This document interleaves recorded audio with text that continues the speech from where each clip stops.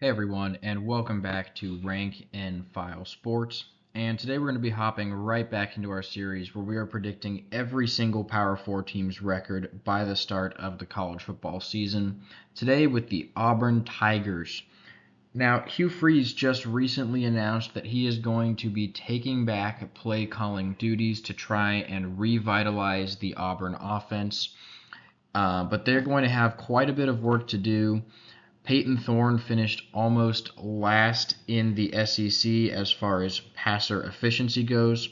He did finish third in rushing yards, so the dual threat ability will help to make this offense a little bit more unpredictable. However, it's going to be pretty tough given the amount of competition they're going to have to play in the SEC with a very difficult schedule. The opening to the season isn't all that difficult with Alabama A&M, Cal, New Mexico, and then Arkansas to open up SEC play, all going to Auburn, 4 straight home games. They do have a fifth there, but it's much more difficult with Oklahoma. The Sooners are going to be a very tough team to beat, even though the game is at home for Auburn. Oklahoma most likely is the more talented team, so they're going to struggle to win that one, but they should still keep it close. The road trip to Georgia is going to be a very, very tough game. Carson Beck and the Dogs are once again favorites for the national championship. After the bye week is a road trip to Missouri. Missouri shocked a lot of people by beating Ohio State in the Cotton Bowl last year. Even though the Buckeyes were down their 2 top quarterbacks, they still surprised a lot of people, and that kind of put Missouri on the map. They bring back Luther Burden this year and have a very, very good offense yet again, especially on the road. This is going to be a really tough game for Auburn to win. A road trip to Kentucky also isn't going to be that easy. Kentucky almost made our rank and file top 25. They are a pretty decent team this year, so that's going to be a tough game to win on the road. Vanderbilt at home still shouldn't be much of an issue. Vanderbilt is once again going to be the poverty of the SEC. Following the second bye week, they have a home game against Louisiana Monroe to finish out the non-conference slate. And then after that is a home game against Texas A&M, who has been recruiting very, very well the past few years, but they haven't quite turned that talent around into wins. If you want to see whether or not we think they'll be able to do that this year, go ahead and click that link right in the top right corner. As you can see our Texas A&M predictions.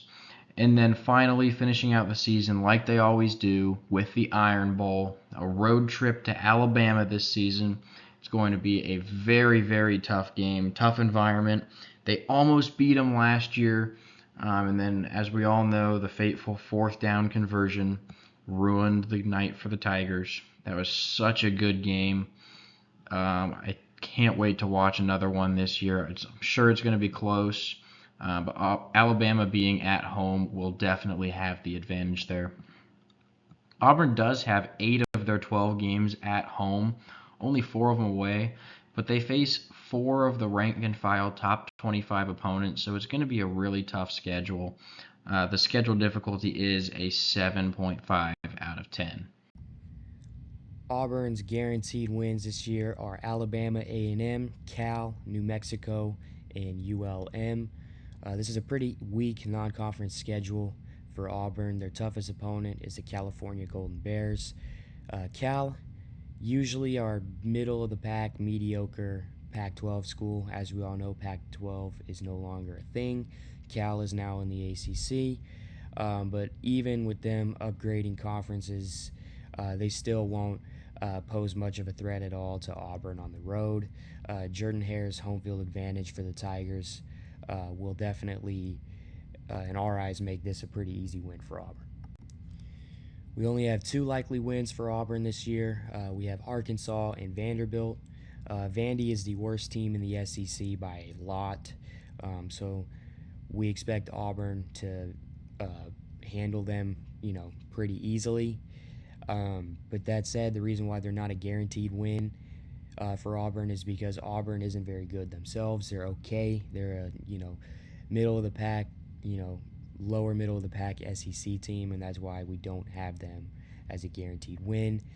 Same, frankly, with Arkansas. Arkansas isn't as bad as Vandy. They're just really in a rebuilding phase right now. They're not the same team they were a couple years ago when their quarterback was KJ Jefferson, and the rest of the team around them was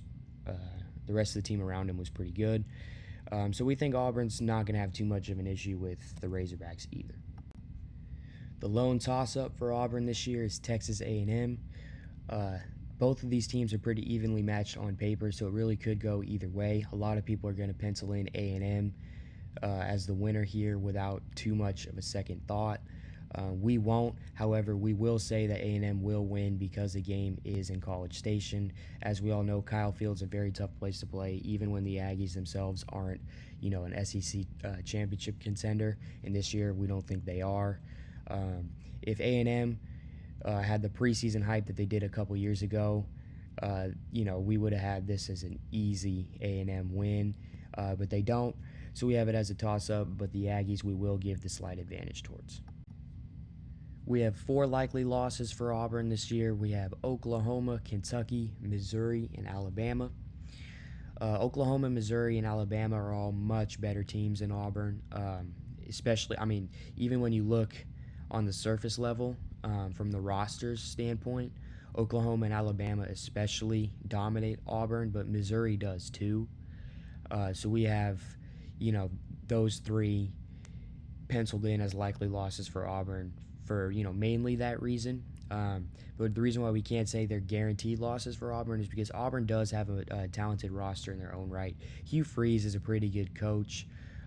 So we got to give Auburn a little bit of the benefit of the doubt and from that standpoint. And then moving on to Kentucky. Kentucky's Auburn's worst nightmare. They're disciplined, they're physical, they're well coached.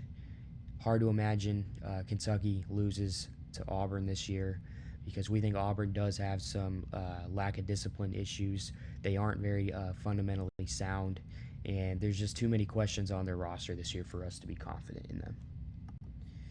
This one's going to sting for Auburn fans. The lone guaranteed loss for them this year we have is Georgia. We know Auburn fans don't like Georgia. Georgia-Auburn, obviously known as the Deep South's oldest rivalry. So there is some hatred on both sides there.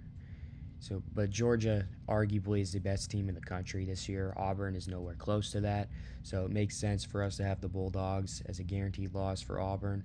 Auburn is a team that, if they have the right coach, if they find the right coach, maybe it's Hugh Freeze, maybe it isn't, they will be relevant. They will be very good. They've shown that, when Gus Malzahn was their coach throughout the 2010s, that they were almost, most years they were always relevant in the SEC, and then a couple years there they were in the national championship conversation.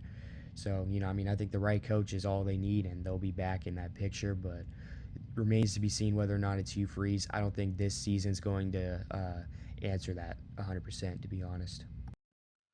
Looking at the schedule overview, we do have Auburn starting out the season 4-0. Those first 3 games shouldn't be too difficult with Alabama A&M, Cal, and New Mexico. Arkansas at home will be a little bit tricky to start the SEC schedule, but Auburn is the better team. They should be able to get the win there. We do have them picking up their first loss of the season in their 5th consecutive home game against Oklahoma. We think Oklahoma's a little bit better than Auburn, and they're just going to end up outscoring them in the end. It's going to be a good game, but Oklahoma is going to end up winning that one. Following that, they'll pick up their second loss with a road trip to Georgia.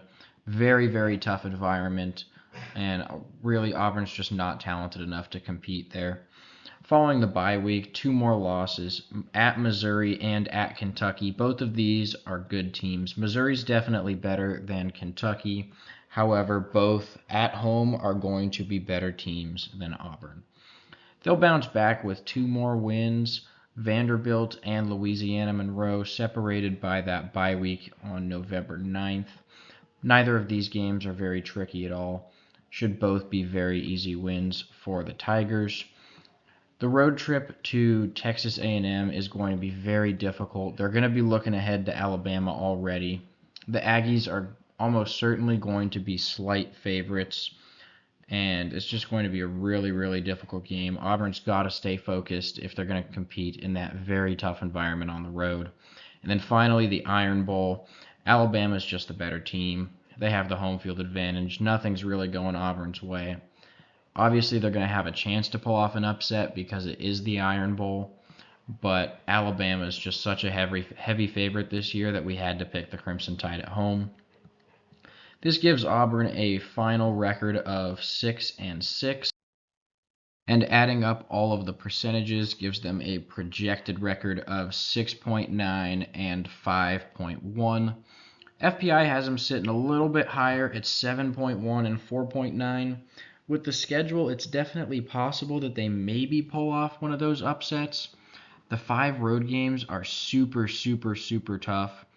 They maybe could beat Oklahoma at home, but it's going to be real difficult to find another win for Auburn here.